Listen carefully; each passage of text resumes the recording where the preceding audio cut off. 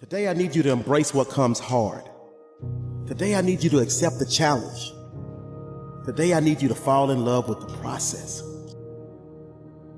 There will be plenty of opportunities to get discouraged, to lose your passion and think that it's not meant to be.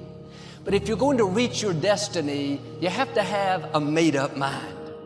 If you give up after the first time or the 5th time or the 30th time, what that really means is you didn't want it bad enough. There should be something you're believing for, that you are relentless.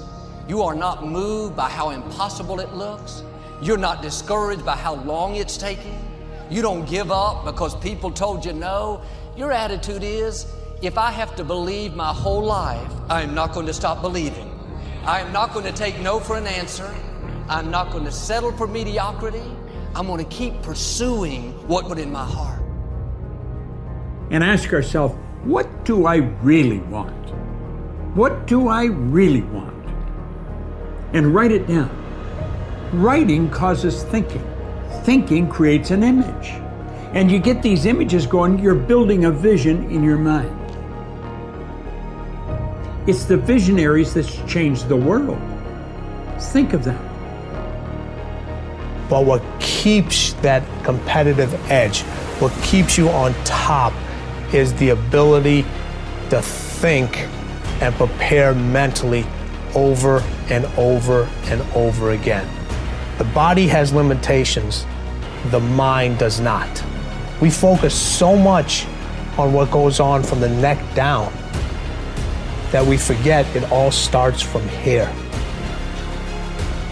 Everything starts from here. If you're not mentally ready,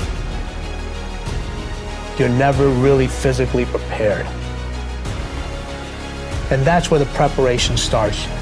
What would your life be like as you look toward the future if you decided, I'm not going to allow my fears to stop me? And I'm saying to you, whatever you got to do it, because if you don't, life is going to whoop you until you surrender. So when you're young and you make mistakes, don't let them eat you up. Because everybody that done made it. You got to fail in order to win. Hey, look, man, to understand how to hit the game winning shot, you got to miss the game winning shot. You know, you got to be tough, because the road to success is always under construction. It's never a clear path to success. The people who become successful are the people who have a relentless attitude. And you just got to hang in there through the bad breaks, because the bad breaks is coming, but they usually come right before the big break is about to happen. You get a series of bad breaks and it stumbles up a lot of people. My life and my success is to say to anyone, you can stumble, you can fall, you can get back up again.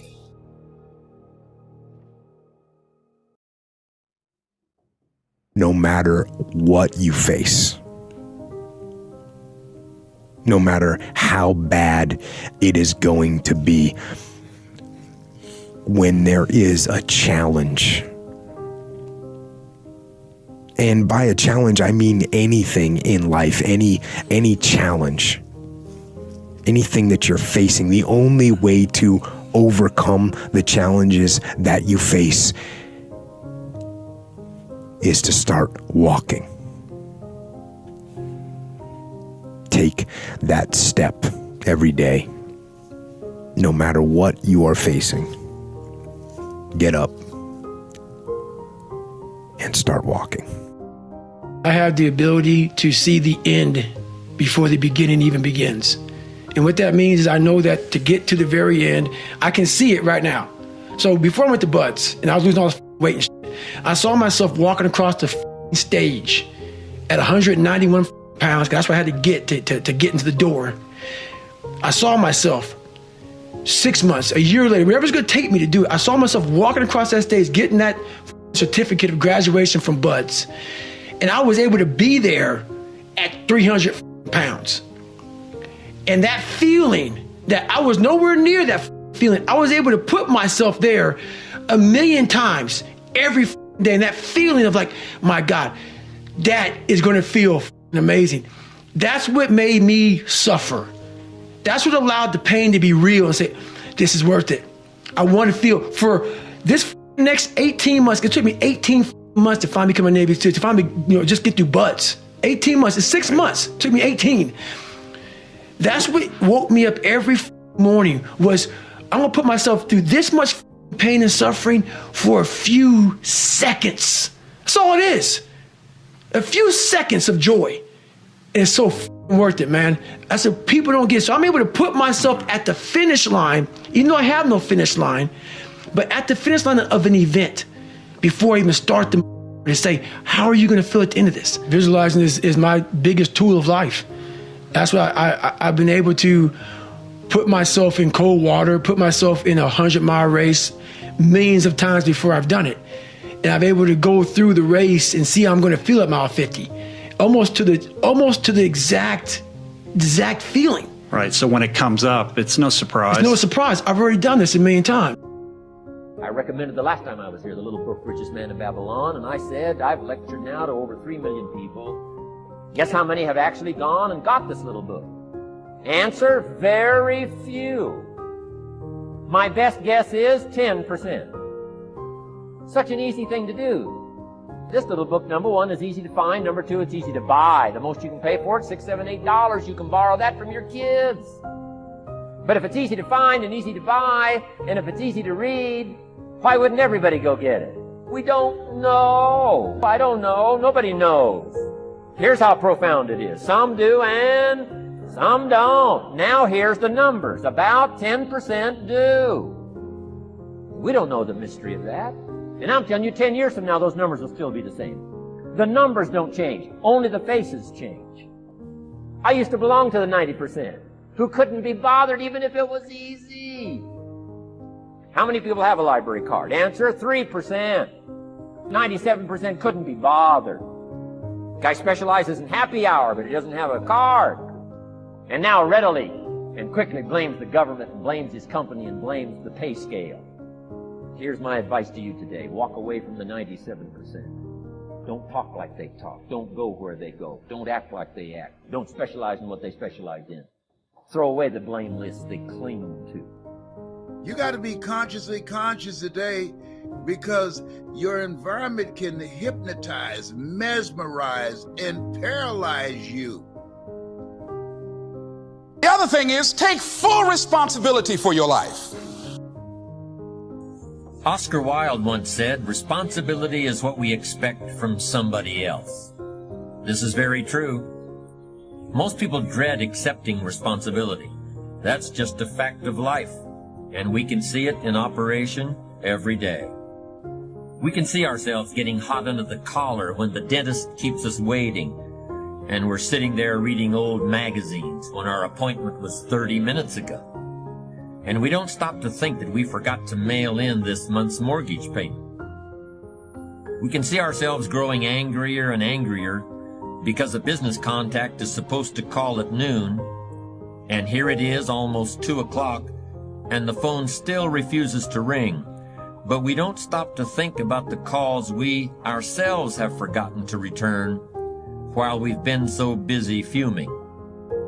We can see ourselves writing an angry letter to the airline because a flight was delayed, but we don't write an angry letter to ourselves when we're late for something, even though that might not be a bad idea at all. Yes, we can see avoidance of responsibility all the time in both our personal and professional lives. And here's something else we can see just as often. We can see that most people aren't as successful as they wish they were. Do you see there's a connection between these two very common phenomena? I certainly do, and by the end of this session, I hope you'll agree with me. I hope you'll understand that it's in your best interests to take responsibility for everything you do. But that's only the beginning. I'm also going to suggest that many times it's even best to accept responsibility for the mistakes of others, especially when you're in a managerial or leadership role. I can hear you saying, what? Accept responsibility for someone else's mess-ups?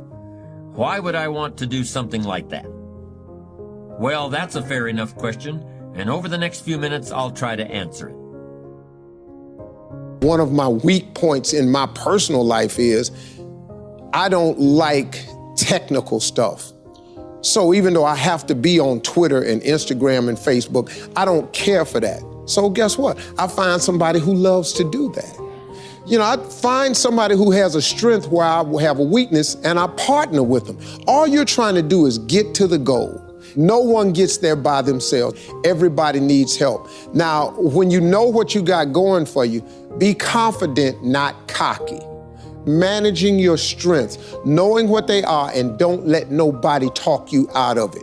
And that gets you fight ready. You get fight ready like that. You got to know you. Helps you develop your skills. All the while, you're developing your strength. You just got to keep developing the strength. Don't let anybody talk you up. At the same time, you must work on improving your weaknesses. So I've had to, in spite of myself, get on Instagram, get on Twitter, get on Facebook. I got to do the videos whether I want to or not, because the world is moving to social media. If I had as many followers as Kim Kardashian, I probably wouldn't even have to do this TV show. During the years when professional basketball was just beginning to become really popular, Bill Russell, who played center for the Boston Celtics, was one of the greatest players in the pro league.